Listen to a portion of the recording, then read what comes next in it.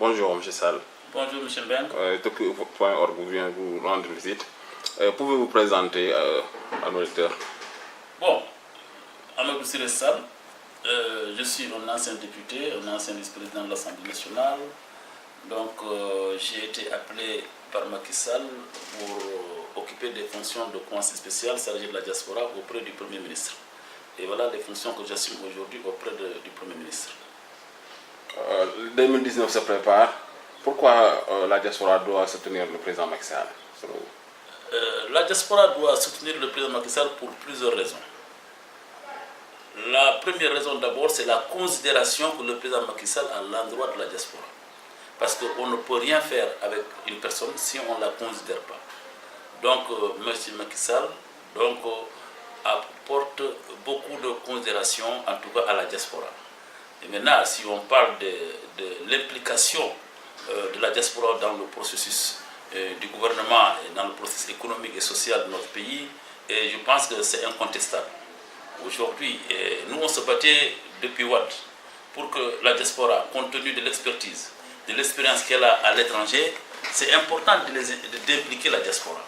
Alors, c'est pourquoi Macky a compris très tôt, dès son arrivée au pouvoir, il a donné des responsabilités à beaucoup des Sénégalais de la diaspora. Et ça, c'est un point important. Le deuxième point important, il a pensé aussi à aider les femmes. Parce que souvent, ils travaillent dans des conditions difficiles en Europe. Donc, il a voulu créer l'esprit d'entreprise, permettre à ces femmes d'entreprendre, c'est-à-dire en finançant les projets. Donc, il a financé le projet des femmes.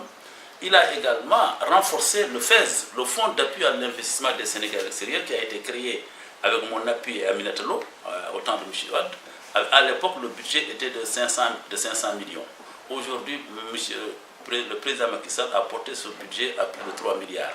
Donc, vous voyez, ça c'est un apport important. D'autre part, les nominations sont là. Et aussi au niveau des consulats, il a facilité aujourd'hui à ce que beaucoup de Sénégalais accèdent dans les consulats, donc au niveau des services administratifs. Donc il a renforcé le personnel. Les femmes sont là, les hommes sont là, les jeunes sont là. Donc il a tout diversifié. Et de ce point de vue, quand je prends le cas de la France, on avait à l'époque que des centres de vote au niveau de Marseille, au niveau de Bordeaux, au niveau de Lyon, et un bureau consulaire au Havre. Et à Paris, on avait le consulat général. Aujourd'hui, il a multiplié les centres de vote. Parce qu'aujourd'hui, les gens de Mantes-la-Jolie vont plus se déplacer pour aller à Paris pour voter. Donc il facilite les Sénégalais, il rapproche les Sénégalais de leur centre de vote. Et nous avons donc de nouveaux centres de vote en France. Il y a des centres de vote qui sont prévus donc à Mantes-la-Jolie, à Creil, dans le nord. Donc au lieu de faire venir des gens de Creil, de Beauvais à Paris, ils vont aller à Creil, donc voter là-bas dans le nord. Alors, donc, on a prévu aussi au niveau du département 45 du côté de Orléans, Montargis et tout cela. Donc les Sénégalais, et ces Sénégalais qui habitent ces régions ne vont plus se déplacer maintenant pour venir à Paris pour voter. Donc il a facilité vraiment, c'est pour permettre, c'est l'esprit démocratique du président Macky Sall, c'est de permettre à chaque citoyen d'exercer son droit, son devoir de vote, et permettre à un citoyen de pouvoir voter.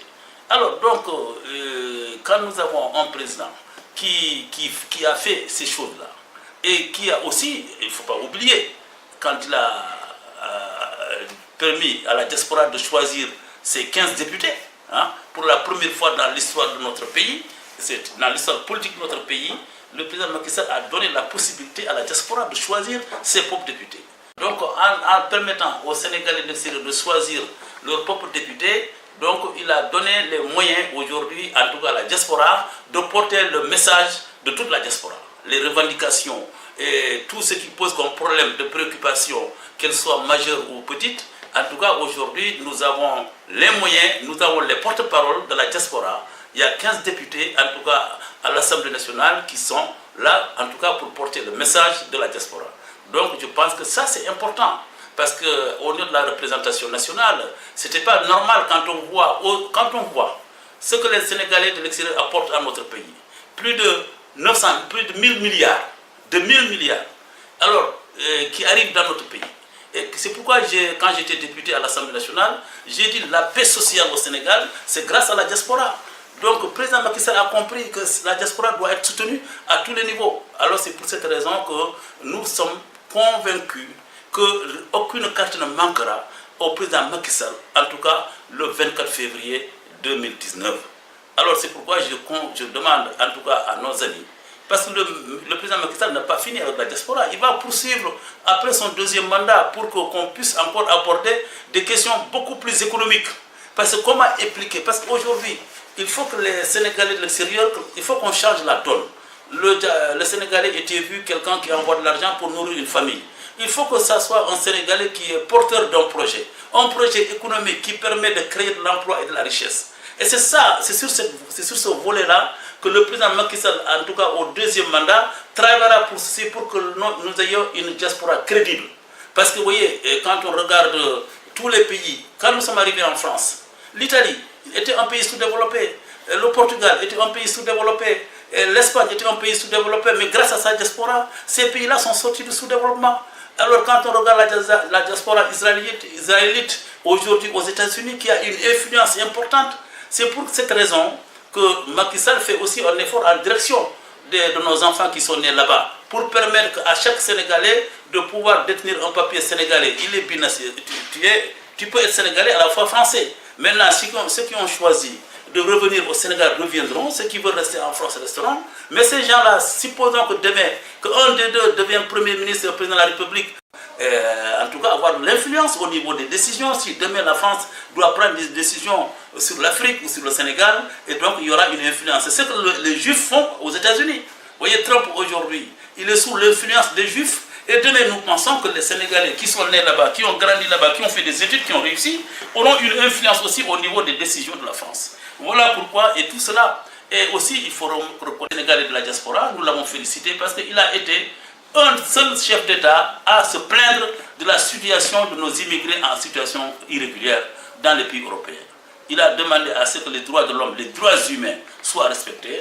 Et il faut qu'on régularise ceux qui sont là-bas. Parce que si on ne fait rien, nous, comme Abdou l'avait dit, on ne peut pas arrêter la mer avec ses bras.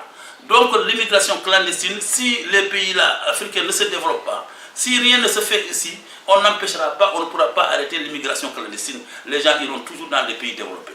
Et c'est pourquoi il faut qu'ils aident, en tout cas les pays sous-développés, par des projets économiques, des projets qui créent de l'emploi et de la richesse. C'est pourquoi je veux demander à la diaspora d'avoir une autre vision, qui n'est pas seulement celle de nourrir sa famille. C'est important de nourrir la famille, mais il faut penser aussi à son avenir, à ses enfants. Si demain tu décides de revenir au Sénégal, et comment tu vas t'insérer dans le circuit économique, comment tu vas vivre, et tout cela en Italie, avec l'Espagne, et pourquoi non, on ne pourrait pas réussir. La Chine, il n'y a pas longtemps, les Chinois sont arrivés en Europe il n'y a pas longtemps, et aujourd'hui les Chinois occupent toute la partie économique de l'Europe. Et pourquoi aujourd'hui on ne faciliterait pas la tâche aujourd'hui, en tout cas à ces Sénégalais, à ces braves Sénégalais qui se battent nuit et jour pour, en tout cas, pour subvenir aux besoins de leur famille et pour que ces gens-là deviennent demain des entrepreneurs. C'est pourquoi le FES, je félicite la directrice du FES qui aussi fait un excellent travail malgré les difficultés, mais qui fait aussi un travail pour permettre à que l'esprit d'entreprise soit une réalité au Sénégal. On est en train de collecter le parrainage. Vous, au niveau de la France, combien de parrains avez-vous collecté pour l'APR?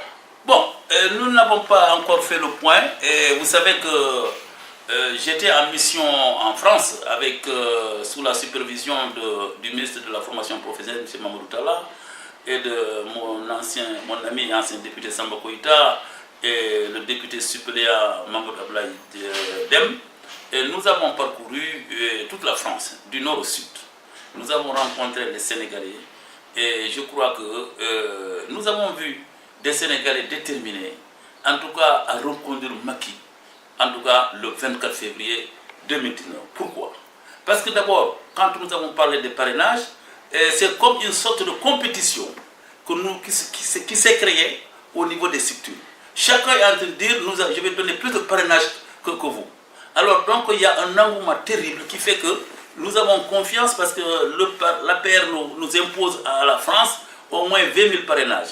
Mais nous avons un objectif de faire plus que ça, plus de 30 000 parrainages. Et je sais que c'est possible. Parce que quand on regarde la détermination Et les gens nous disent même que vous veniez, que vous ne veniez pas, on va voter pour Macky Sall. Donc l'équation Macky Sall est ancrée dans le cœur des Sénégalais de la diaspora. Alors c'est pourquoi, quand je dis des Sénégalais de la diaspora, c'est sans aucune discrimination. Parce que le président Macky Sall aussi, il faut le rappeler, n'a pas seulement été élu par des Alpulaar, a été élu par tous les Sénégalais. Donc nous disons à l'ensemble de nos compatriotes que le président Macky Sall est le président de tous les Sénégalais, et c'est tous les Sénégalais qui vont réélire Macky Sall le 24 février en 2019. Et c'est la même détermination qu'on trouve chez les Wolofs, qu'on trouve chez les Pulaars, qu'on trouve chez les Soninké, qu'on trouve chez les Diola, chez les Madiens, chez les Maniacs, qu'on trouve partout dans toutes les ethnies, les Balantes et tout le monde. Donc si j'en oublie, je m'en excuse. Mais en tout cas, ce qui est sûr, c'est qu'aujourd'hui, nous avons aussi pu, à travers nos anciennes relations avec nos anciens responsables du PDS, nous les avons convaincus pour dire que votre rôle aujourd'hui, c'est de soutenir Macky Sall. Macky Sall est un libéral. Et votre frère, il va aux élections. Parce que le PDS n'aura pas de candidat. Et ça, tout le monde le sait. Donc je crois que ce n'est pas la peine de tergiverser. Alors je pense que permettre à Macky Sall d'avoir un deuxième mandat et continuer, et je crois que moi j'appelle à mes frères PDS et à mes soeurs également. Je leur dis que votre devoir aujourd'hui, c'est de soutenir la candidature du président Macky Sall. C'est ça. Parce que nous, ce que nous voulons, c'est que Macky Sall passe au premier tour. Et nous avons besoin de tout le monde. Et je l'ai dit encore à mes amis de l'APR. En élection, en politique, il n'y a pas de dire que moi, j'ai besoin de ceci, je n'ai pas besoin de ça. On a besoin de tout le monde. Parce qu'aujourd'hui, nous allons vers des enjeux importants et nous voulons donner à Macky Sall, en tout cas, une victoire incontestée. Et c'est ça le plus important. Que demain que l'opposition ne trouve pas le moyen de dire que vous avez triché, vous avez fait ceci, vous avez fait cela. Donc si au niveau, par exemple, des parrainages, supposons par exemple il y a plus de 6 000 et quelques électeurs, et supposons que Macky, au niveau des parrainages, se retrouve avec 3 millions à 4 millions de parrainages, alors donc vous pensez qu'aux élections, Macky Sall fera le plein. Et souvent il y a des gens qui disent, oui, mais je vais donner mon parrainage à tel candidat, mais il ne va pas voter. Je ne vais pas voter pour lui. À quoi bon de parrainer quelqu'un et de ne pas voter pour lui? Moi, je pense que ça, c'est un faux problème encore qu'on est en train de poser.